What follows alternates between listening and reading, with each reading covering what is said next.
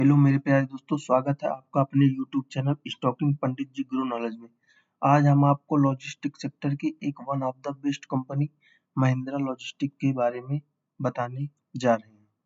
तो सबसे पहले अपन इसमें क्या क्या डिस्कस करेंगे देख लेते हैं। सबसे पहले अपन इसमें डिस्कस करेंगे कंपनी प्रोफाइल, मतलब कंपनी का बिजनेस मॉडल, कंपनी का फ्यूचर ग्रोथ, कंपनी का फंडामेंटल एनालिसिस, फिर चार्ट पैटर्न, कंपनी लेने लायक है, और फिर उसके बाद डिस्क्लेमर।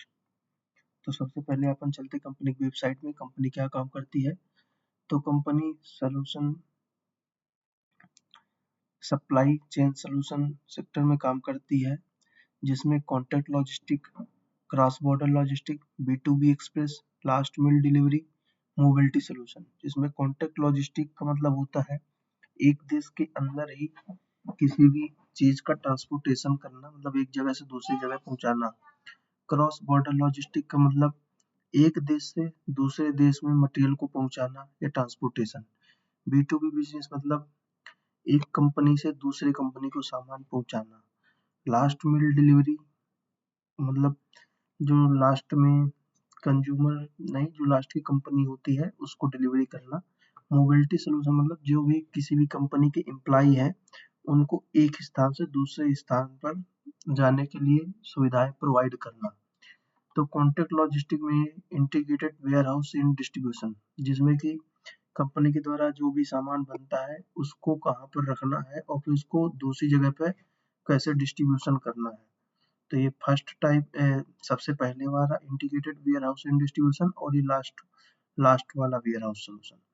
तो फिर इसके बाद ट्रांसपोर्ट डेस्क मैनेजमेंट, जिसमें कि मैनेज करेंगे किस मटेरियल को किसके थ्रू जाना है, ट्रक, रेल, या कि शिपमेंट, या कि फिर शिप, या कि एयर के थ्रू। तो ट्रांसपोर्ट डेस्क मैनेजमेंट में ये करते हैं। इसके बाद फुल ट्रकलोड ट्रांसपोर्टेशन। फुल ट्रकलोड ये थोड़ा स्पेसिफिक है इस कंपनी में, क्योंकि अपने इंडिया में दो चलते हैं, फुल ट्रकलोड ट्रांसपोर्टेशन और पार्ट ट्रकलोड ट्रांसपोर्टेशन।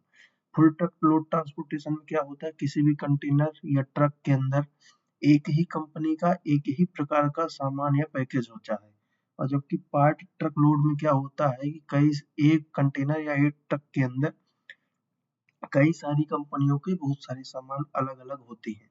अब ऑटो ब्रांड बर्ड का मतलब अपने जो कंटेनर में है ऑटो ऑटो व्हीकल्स एक स्थान से दूसरे स्थान तक भेजते हैं। जैसे कि आप देख सकते हैं ये ये अपने कंटेनर्स में ऑटो सेगमेंट जैसे व्हीकल्स डाल करके भेज रहे हैं। और इसके बाद है रेल लॉजिस्टिक, जिसमें ट्रेन के थ्रू ट्रेन कंटेनर्स में ये प्रोडक्ट्स को ट्रेन के कंटेनर्स में लोड करके एक जगह से दूसरी जगह तक भेजते हैं। इसके बाद फुलफिलमेंट सेगमेंट।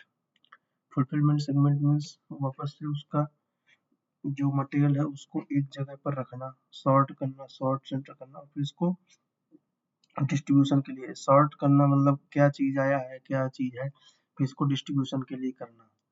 ये हो गया सॉर्ट सेंटर में डिस्ट्रीब्यूशन हो गया, वेयर हाउस हो गया। फिर इसके बाद cross border logistic. Cross border logistic मतलब एक देश से दूसरे देश में सामान भेजना, जिसमें कि ये इंडिया से यूके या अर्थात यूरोप, चाइना और कतर में सामान भेजते हैं। B2B भी एक्सप्रेस आपको बता ही दिया, लास्ट माइल डिलीवरी बता दिया। मोबिलिटी सोल्यूशन में एम्प्लॉइयों के लिए एक स्थान से दूसरे स्थान के लिए एयरबस प्रोवाइड करते हैं। इंटरप्राइज ट्रांसपोर्ट मैनेजमेंट मतलब किसी भी कंपनी के लिए व्हीकल का कॉन्ट्रैक्ट, कई सारी व्हीकल चाहिए तो उसका कॉन्ट्रैक्ट लेते हैं। आउट स्टेशन रेंटल मतलब आप कहीं पर जा रहे हैं ट्रिप में, तो वहाँ पे आपको व्हीकल चाहिए, कुछ भी चाहिए, तो उसके लिए ये कार्य करते हैं। अब कंपनी की खास बात यह है कि ग्रीन लॉजिस्टिक में भी काम करते हैं, मतलब जो वेयर हाउस है इनका फुली सोलर के थ्रू चलेगा। EDLAR मतलब जो भी अपना डिस्ट्रीब्यूशन करेंगे और ट्रांसपोर्ट करेंगे, EDL करके व्हीकल्स हैं, इसमें दिख नहीं रहे हैं, तो उसमें करेंगे। और ग्रीन लास्ट मिल डिलीवरी एक इलेक्ट्रिकल व्हीकल्स के द्वारा ही डिलीवरी भी करेंगे। अब इसका चलते हैं थोड़ा विजन और मिशन की ओर। कंपनी को क्यों इस कंपनी को चूज किया, तो इसका मेन रीजन है इन कंपनी का विजन। ये कंपनी का जो मैनेजमेंट है उसका विजन है कि 2026 तक ये कंपनी 10,000 करोड़ की बन जाएगी। तो अभी के हिसाब से देखा जाए तो ये कंपनी मात्र 3026 करोड़ की है, जो कि एक स्मॉल कैप कंपनी है, और इसका मैनेजमेंट चाहता है कि ये इसको 10,000 करोड़ की बनाए। तो आपको पता है जब कोई मैनेजमेंट ऐसा विजन लेके चलेगा तो आने वाले समय में कंपनी ग्रोथ करेगी और इसके शेयर का प्राइस भी बढ़ेगा, जिससे डायरेक्टली रिटेल इन्वेस्टर को फायदा होगा। और दूसरा है कि ये कंपनी क्या है, ऑल ओवर वर्ल्ड में 2030 तक टॉप 10 कंपनीज में शामिल होना चाहती है, जो कि ग्लोबल लॉजिस्टिक है। इसके लिए ये कंपनी अभी क्या है, 3PL सेगमेंट में काम करती है, जबकि आने वाले समय में इस कंपनी को 4PL और 5PL सेगमेंट में काम करना पड़ेगा, जिससे कंपनी का ग्रोथ संभव है। तो अपन देख सकते हैं ऑल ओवर वर्ल्ड में इंडिया अभी 38th पोजीशन पर है, और इंडिया अपनी जीडीपी का 40% पैसा खर्चा कर देता है लॉजिस्टिक सेक्टर में, जो कि बहुत ही ज्यादा है। इसको आने वाले समय में कम करना पड़ेगा। तो अभी 3PL 1PL 2PL क्या है, तो आप देख सकते हैं ये 1PL मतलब जो अपने सीधे ग्रोसरी शॉप से घर तक मटेरियल या कोई भी सामान पहुंचा देता है उसको 1PL कहते हैं। 2PL मतलब जैसे अपन पोस्ट ऑफिस में जाते हैं वहां पे कोई भी सामान दूसरी जगह पहुंचा देते हैं उसको 2PL देखते हैं। 3PL में पैकेजिंग करते हैं, उसका वेयर हाउस में रखते हैं और वेयर हाउस से डिलीवरी कर देते हैं डायरेक्टली, इसको 3PL बोलते हैं। अभी महिंद्रा लॉजिस्टिक इसी सेक्टर पे है, अभी धीरे धीरे इस पे जा रहे हैं। 4PL का मतलब है कंपनी मैन्युफैक्चरिंग करेगी, उसके बाद जो सप्लाई चेन का सिस्टम है, जिसमें कि उसका पार्सल और सबसे पहले मटेरियल जो बना उसको ये लोग पैक करेंगे, उसके बाद उसको बड़ी बॉक्स में पैक करेंगे जिसको पैकेजिंग बोलेंगे, फिर इसको वेयर हाउस में ले जाएंगे, सॉर्ट करेंगे, इसके बाद डिलीवरी करेंगे एक जगह से दूसरे प्लेस पर। अब ये डायरेक्टली होम डिलीवरी नहीं करेंगे। और 5PL में क्या होगा, ये भी यही कंपनी मैन्युफैक्चरिंग करेगी, यही सप्लाई चेन मैनेजमेंट देखेगी, लॉजिस्टिक वगैरह, और यही डिलीवरी डायरेक्टली करेगी। तो यह अभी महिंद्रा लॉजिस्टिक 3PL में है और 4PL में धीरे धीरे जाने का प्रयास कर रही है। तो अभी अपन देखते हैं इसका दूसरा कि अभी और ये कहाँ कहाँ है, इसके प्रॉपर कस्टमर कौन कौन से हैं। तो आप देख सकते हैं ऑटो कंपोनेंट्स में महिंद्रा स्वयं, BMW, हीरो और ये BVD कंपनी।